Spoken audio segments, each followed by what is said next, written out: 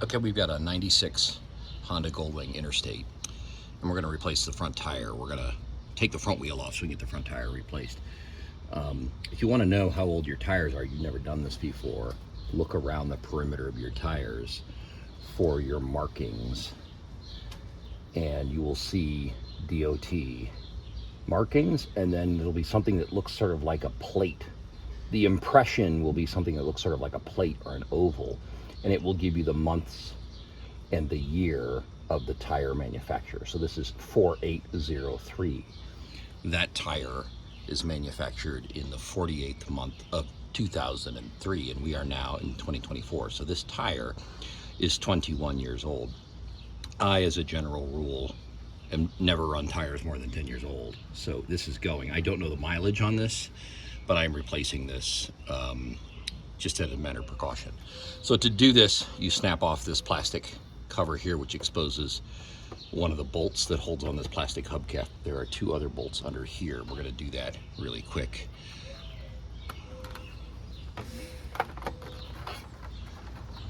Pries off from the back, and then there are two tabs that hook under here. Comes off right away, fairly straightforward. One bolt here, two bolts down there.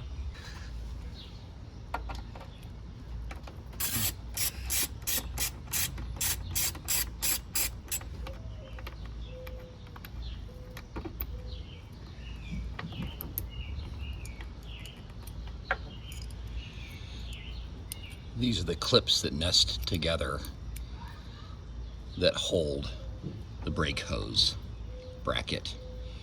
They sit on top of the plastic hubcap. 8mm bolt holds them in place.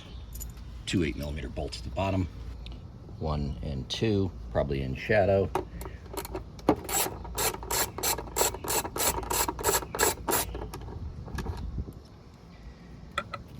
Single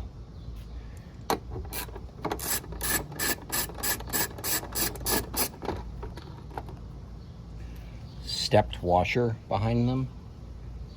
A stepped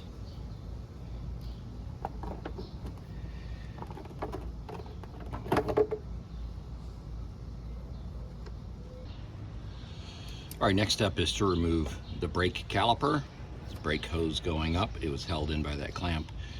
I had a 95 before, it had a different setup. This has two bolts right here that hold the caliper bracket on. These are 12mm. You're gonna loosen these and take them off.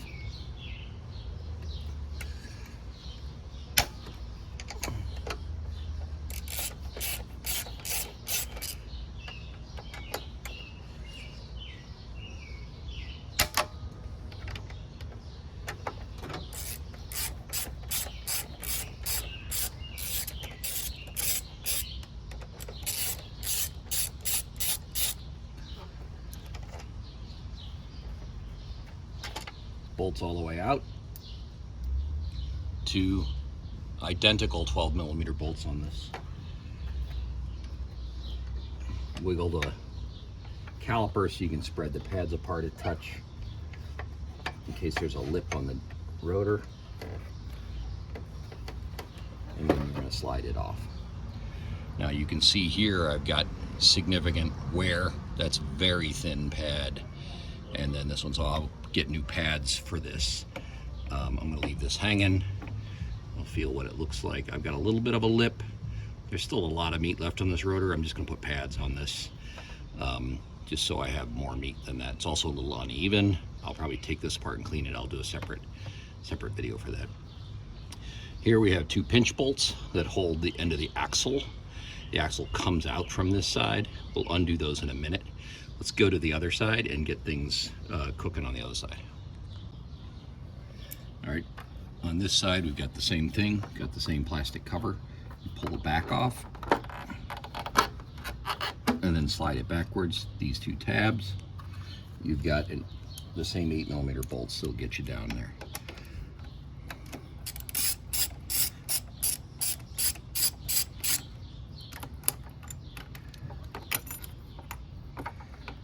Again, the interlocking bracket that grabs that brake hose. Two down here you can't see, but you'll see them there on your bike.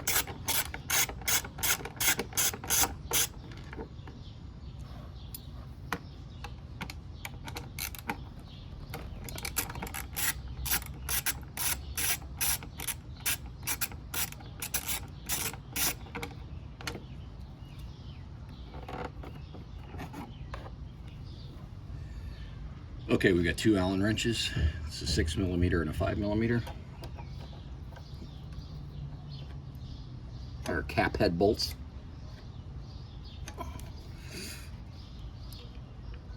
Take more than that. We may have to step up to a larger.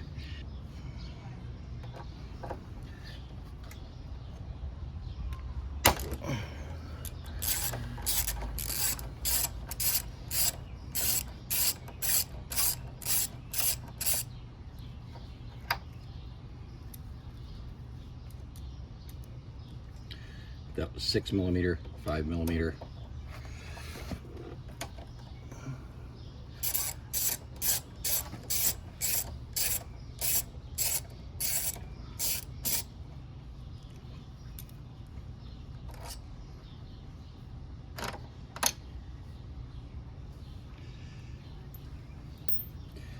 Again, wiggle your caliper to spread your pistons apart a little. It should slide off the back of your rotor. So in here, better wear than the other side, but since I've got it together, I probably am going to go ahead and order pads and replace these pads. I'll leave that hanging there. Okay, we've got a bolt here that goes into the end of the axle. There are two pinch bolts here. This is 22mm, just a bolt, not the whole axle. Leave the pinch bolts tight now while you do this. Undo this bolt.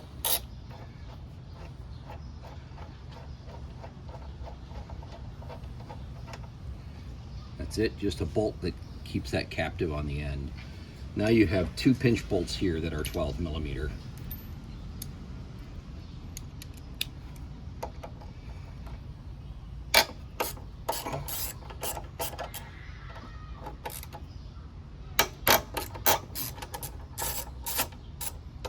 We're just going to loosen them. We're not going to take them all the way out. You can see the gap in the bottom opened up a little bit when you loosen these. Just leave that there. Now we go to the other side, loosen the two pinch bolts and extract the axle, and the wheel is out. Back here on the left side, two pinch bolts, 12mm.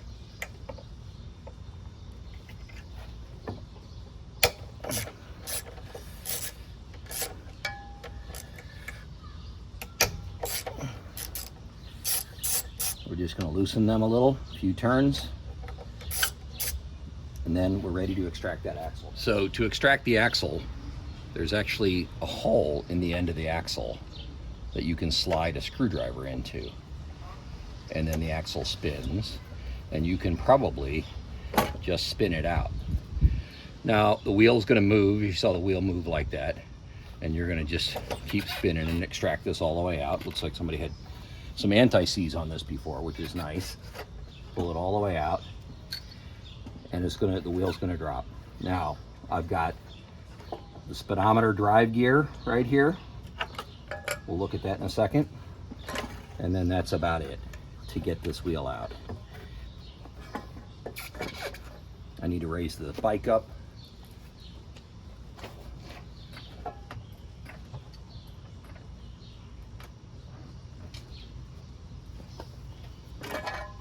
I can roll the bike forward. So you've got the speedometer drive gear, which is caught captive by this wire. I'll spin it around for you. It has two drive lugs, and they fit into the wheel. So when you put it back together, make sure you engage them in the wheel. On the other side of the wheel, you have a spacer that can only go and fit here, and that's it. That's all you've got.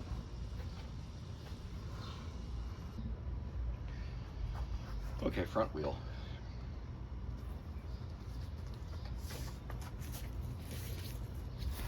So interestingly, Honda says that you don't have to take off both brake calipers. You could have left the right-hand brake caliper on. I did not do that, but that's what they say. The wheel, what you got to pay attention to is the speedometer driven. It's got the two ears. Don't lose that, and you will need to install that now. The other side has this spacer. Let's flip it around. You'll see it.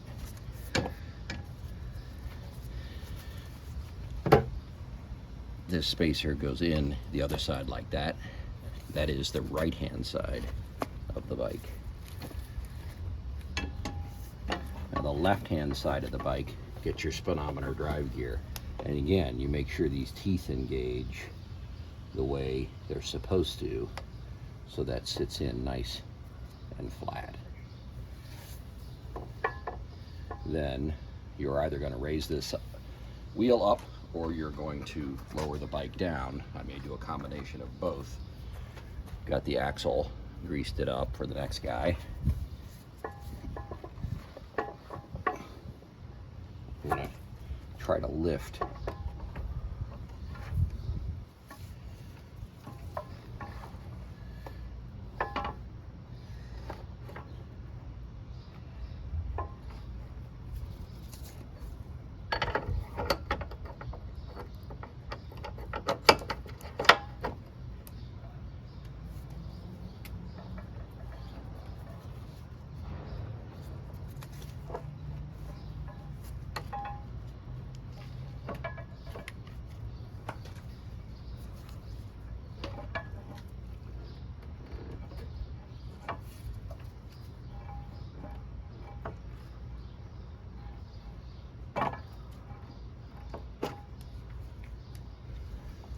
There we go. Okay. Now, just for stability, I'm going to lower the bike a good bit.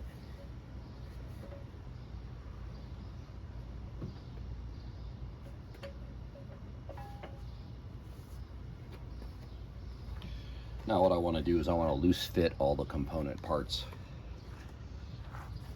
that I'm going to need. First, on this side, I took this bracket off. It hooks the speedometer drive gear and it's held in place by the 2 pinch bolts. You don't need to take these pinch bolts off. I took these out because I rested the front fork on a cribbing on the bottom of the fork, so I took this off so it would sit okay.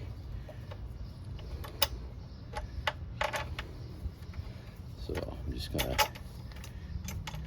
get these started.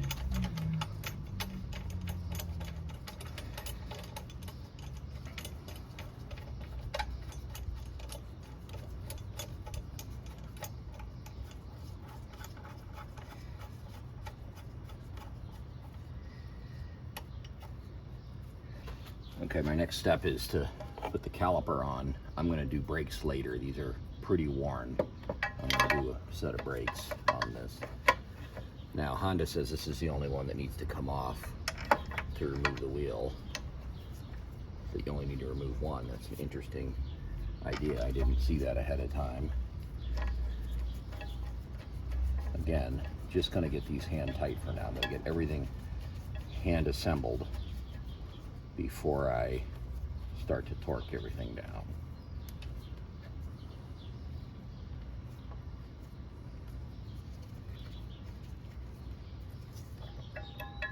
My caliper slides nicely. Now we're going to move to the other side. Okay, first thing you're going to do is torque down this axle nut. 90 foot-pounds, 22 millimeter, 90 foot-pounds. You can counter hold the other side with a screwdriver if you need to.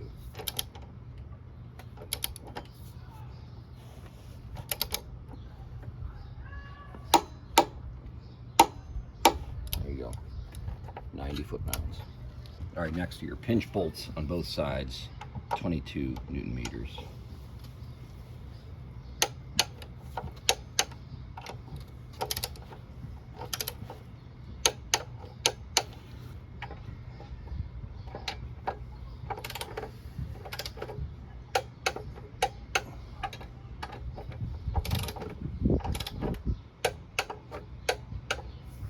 Now the brake calipers. I screwed this up the last time I did it on a different bike. This is I have an Interstate model. This is my caliper mounting bolt. That's my anti-dive. This is on an Interstate 23 Newton meters for this one.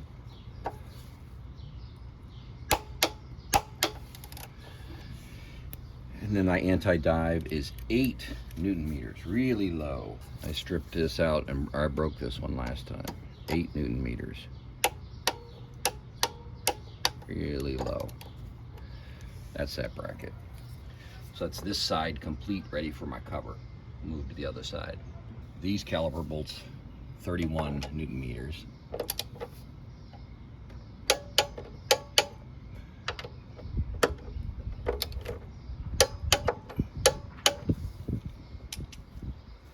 That's this side done. Next step is a procedure to put a feeler gauge in between the disc and the pad here and make sure you have the right clearance. And if you don't, you loosen these 2 pinch bolts and you move this out a little or in and clamp it down. I'm not going to do that right now because I have to replace those pads. I'm going to be back in here and readjusting all of that. So for now, I'm going to let it go the way it is. It spins freely. Those pads are wearing unevenly already, and I will deal with that when I replace those pads. So look for a video on replacing the front brake pads. Now I'm going to put the covers on and button this back up. Okay, what's next is the wheel cover. You've got a plastic wheel cover. It has 3 fasteners. That's all it is.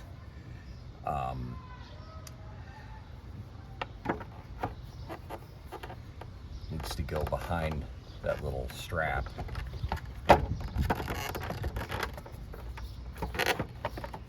And then 2 holes in the bottom are simple. They're stepped washers. They're out of your frame. You can't see them, but those are pretty basic.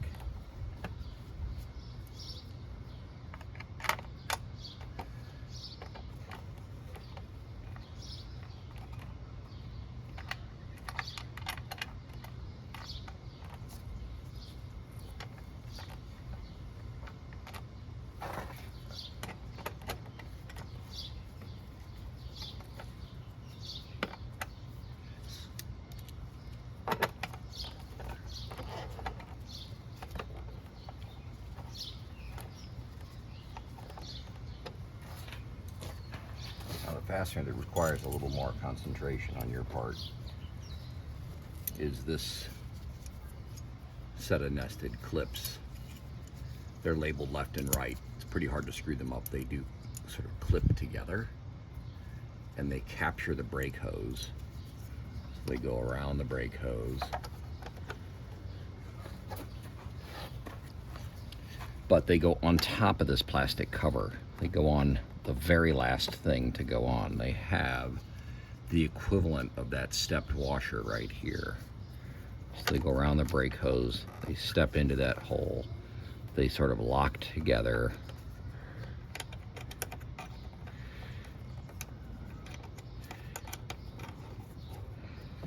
Not complicated.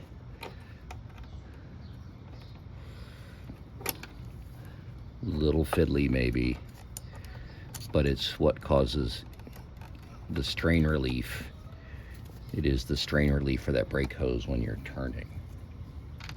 Then one of these little 8mm bolts goes in here. And it holds the plastic wheel cover, strain relief, everything all together. Tighten this up, snug.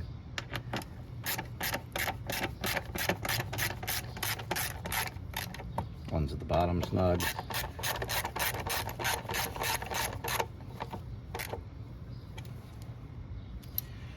And the last thing is your plastic trim. 2 tabs in the front, they tuck in, so you're gonna go behind that brake hose. They tuck in, and then snaps back. I have the wrong grommet here. Someone's put some rubber. I'm gonna have to get a new grommet.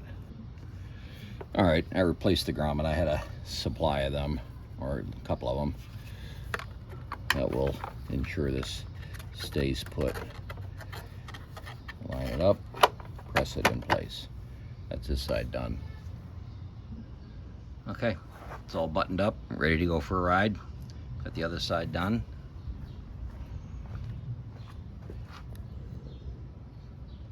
copy paste on the other side, and you're ready for a ride. Go give it a try.